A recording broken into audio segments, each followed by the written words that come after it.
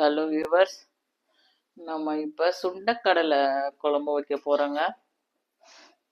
அதுக்கு ஒரு கடாய் வச்சுக்கோங்க. நைட்டே சுண்டைக்கடலையை ஊற வச்சு இப்படி நல்லா பார்த்தீங்களா 4-5 விசில் போட்டு லைட்டாக உப்பு போட்டு வேக வச்சுக்கோங்க. இப்போ மத்தியானத்துக்கு அதை குழம்பு வைக்க போகிறோம். ஒரு கடாய் எடுத்து வச்சாச்சு.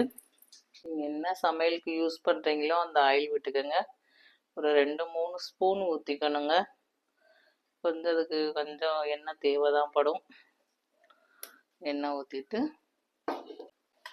எண்ணெய் நல்லா காயட்டும். எண்ணெய் காஞ்சிடுச்சு. இப்போ நம்ம என்ன போட போகிறோன்னா சோம்பு போடுறேன். சோம்பு ஒரு 1/2 ஸ்பூன்,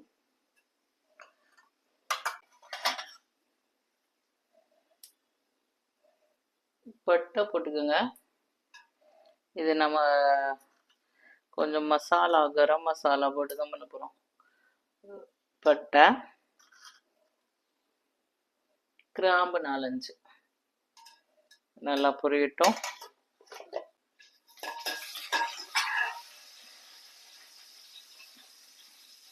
வெங்காயம் போட்டுக்கலாங்க.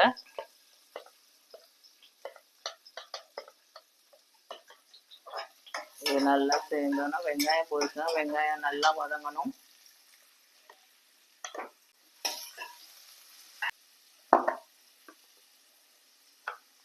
தக்காளி போடுறேன்.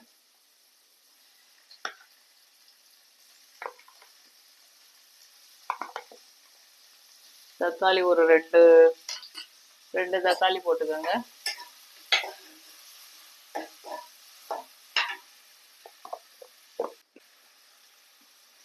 வெங்காயம் தக்காளி வதங்க கொஞ்சம் உப்பு போட்டுக்கலாம். நான் பூண்டு இஞ்சி நுணுக்கி வச்சிருக்கேங்க. இப்போ அதை சேர்க்குறோம். நம்ம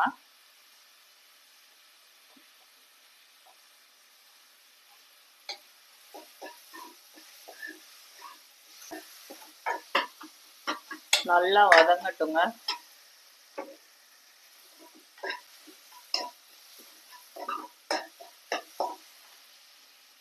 குக்கிங் ஆயில் தான் எனக்கு யூஸ் பண்ணுறேன். வதங்கிட்டு இருக்கட்டும். நம்ம இப்போ மஞ்சத்தூள் சேர்க்குறோம்.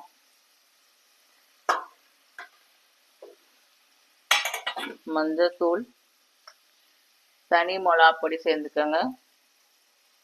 1/2 ஸ்பூன். இந்த ஸ்பூன் அஞ்சரை பெட்டிக்குன்னு 1 ஸ்பூன் இருக்குல்ல, இதில் 1 ஸ்பூன் மிளகாப்பொடி, தனி மிளகாப்பொடி. அதுலேயே 2 ஸ்பூன் தனியா பொடி.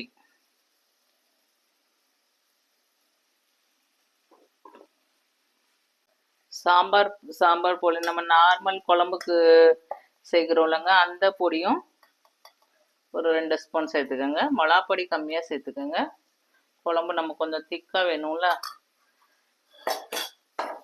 இப்போ நம்ம தேங்காய் மட்டும்தான் அரைச்சி ஊற்றுறோம். மற்றபடி இது எல்லாம் வதங்கட்டும் இந்த மசாலா கூட.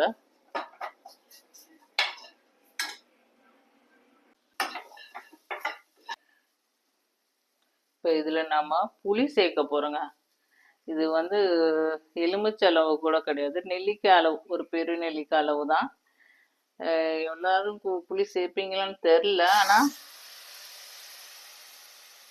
நாங்கள் புளி சேர்த்து தான் வைப்போங்க.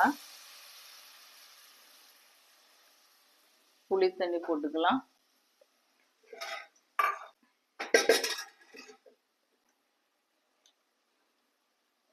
புளி சேர்த்தா நமக்கு எல்லா டேஸ்ட்டும் கொஞ்சம் எடுத்து கொடுக்கும்ல. முருங்கைக்காய் இப்போ இந்த ஸ்டேஜில் இல்லை, இதுக்கு முன்னாடி காய்கறிலாம் வதக்கணும்ல, வெங்காயம் தக்காளி, அது கூட கத்திரிக்காய் முருங்கைக்காய் கூட வதக்கி சேர்க்கலாங்க. சுண்டைக்கடலை மட்டும்தான் போடுறேன். இது நல்லா கொதிக்கட்டும். இப்போ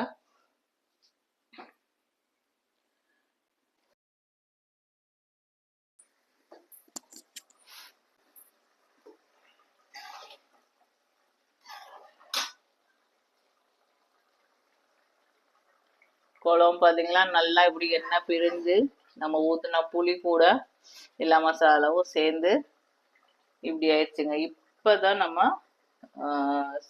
சென்னாவை சேர்க்க போகிறோம். நான் வேக வச்ச தண்ணியும் தான் இதில் ஆட் பண்ண போகிறேன்.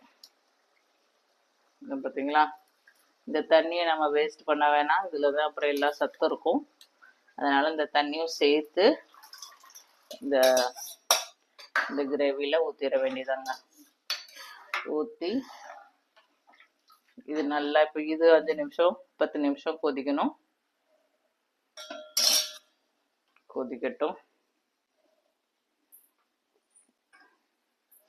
மூடி போட்டு விட்டுருங்க. நல்லா கொதிக்கட்டும். அந்த பச்சை ஸ்மெல்லாம் போயிடுச்சு. இருந்தாலும் சென்னா சுண்டைக்கடலை போட்டிருக்கோம்ல, அது கூட அந்த மசாலா உள்ள போகணும்.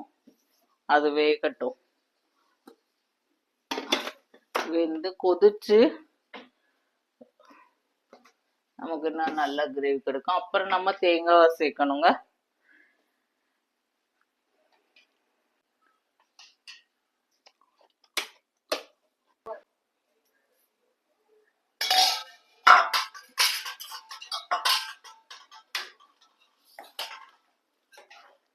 குழம்பு நல்லா கொதிச்சிருச்சுங்க.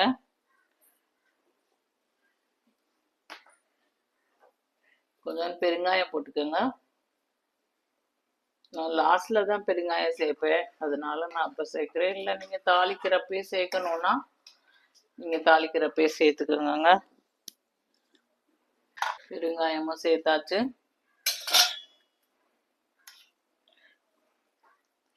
தேங்காய், நான் இப்போ இந்த தேங்காய் கூட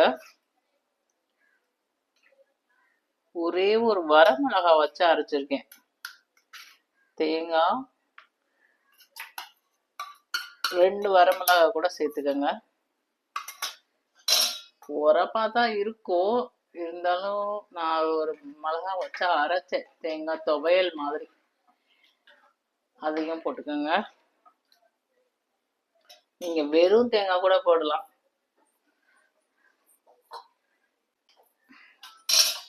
இது இன்னும் ஒரு 5-10 நிமிஷம் கொதிக்கட்டுங்க. தேங்காய் ஊற்றிட்டு ரொம்ப நேரம் கொதிக்க வேணாம், 5 நிமிஷம் கொதிக்கட்டும்.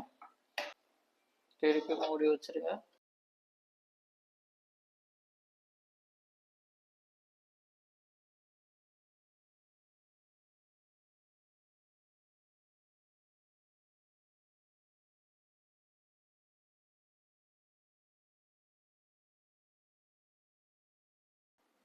இப்படிதான் இருக்கும் குழம்பு. இப்போ நம்ம இதை மாற்ற போகிறோம் ஒரு பாத்திரத்தில். நீங்களும் இந்த மாதிரி இந்த ஸ்டைலில் ட்ரை பண்ணி பாருங்கள். என்னோட சேனல் பிடிச்சிருந்தா லைக் பண்ணுங்கள், ஷேர் பண்ணுங்கள், சப்ஸ்கிரைப் பண்ணுங்கள்.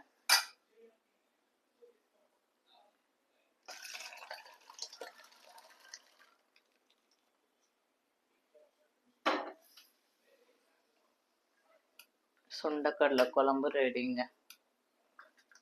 ஓகே, பாய்.